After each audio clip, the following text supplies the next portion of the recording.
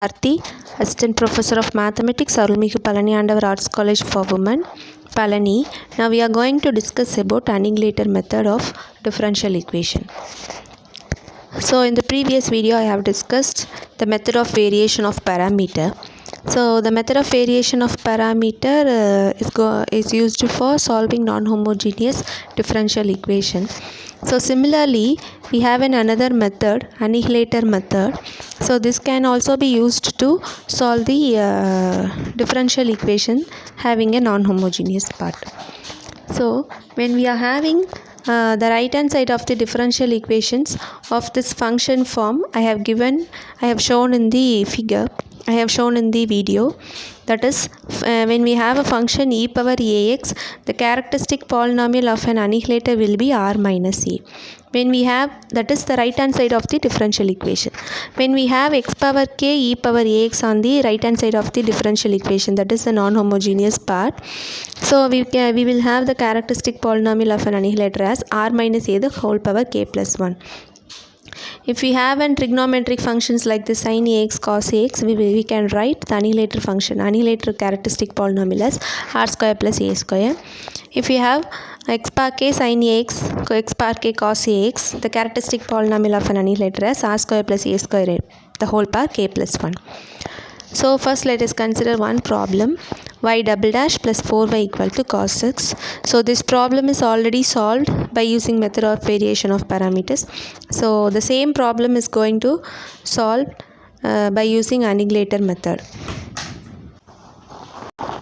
So the given equation is y double dash plus 4y equal to cos x, and this is a second order linear non-homogeneous equation with constant coefficients. So here for the homogeneous part, we can take the homogeneous part can be taken as capital L. So L is d square by dx square. So this is a second order differential equation. So we can write a d square by dx square plus 4. Okay. So and the non-homogeneous part, that is the right hand side of the equation, is b of x equal to cos x. So to solve one by annihilator method, we have to find m annihilating b of x equal to cos x.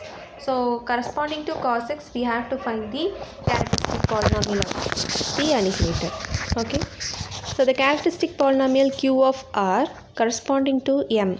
Here m is the that m indicates that the annihilator, given annihilator. So the corresponding to cos x we can have. So in the previous definition I have given cos in the form of function cos ax, we can have the characteristic polynomial of an annihilator as r square plus a square. Here a is 1. So we have the characteristic polynomial q of r corresponding to m is q of r equal to r square plus 1. That is m equal to capital M is equivalent to d square plus d square by dx square plus 1.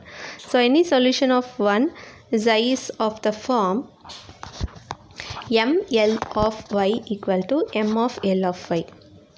So here m is d square by dx square plus 1 and L is d square by dx square plus 4 of y equal to 0. The characteristic polynomial of m L is, so now we are taking this as the whole differential equation and we are going to solve this equation. So first we have to write the characteristic polynomial as, that is the given equation is converted to the homogeneous equation.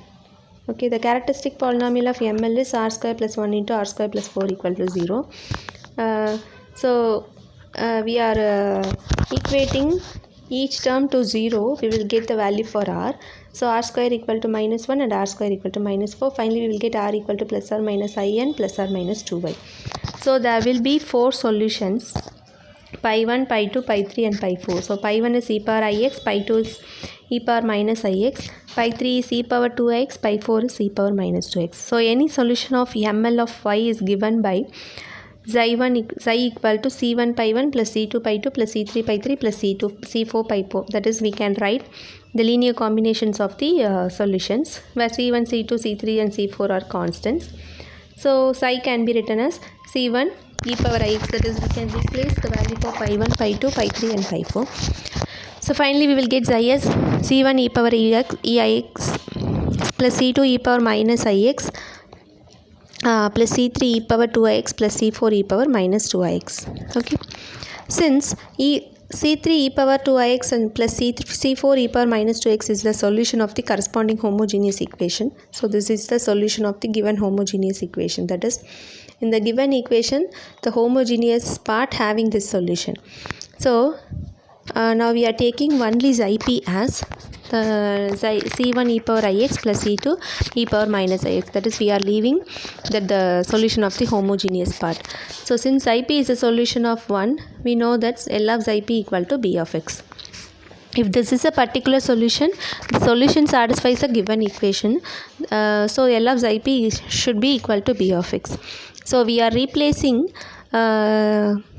xi p in the given equation. We should get the right hand side value. Okay, so for y double dash, for y we are going to replace xi p, the value for xi p.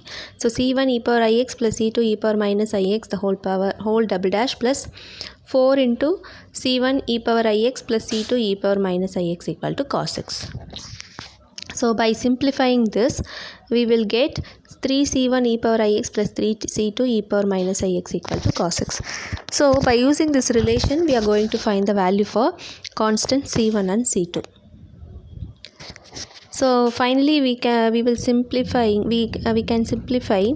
into the form 3c1 e power ix plus 3c2 e power minus ix equal to 1 by 2 e power ix plus 1 by 2 e power minus ix. So now we are going to equate the coefficients of e power ix and e power minus ix from the left hand side to right hand side. So we will get 3c1 equal to 1 by 2 and 3c2 equal to 1 by 2. So we will get the value for c1 and c2 as 1 by 6. So xi p can be written as 1 by 6 e power ix plus 1 by 6 e power minus ix. So 1 by 6 e power ix plus e power minus ix can be written in the trigonometric form, because the exponential function can be transformed to the hyperbolic functions or trigonometric functions. So xi p can be written as cos x by 3. So this is the particular solution of the non-homogeneous part. Finally, the solution of the given equation can be written as xi equal to cos x by 3 plus c3 e power 2ix plus c4 e power minus 2x. Thank you.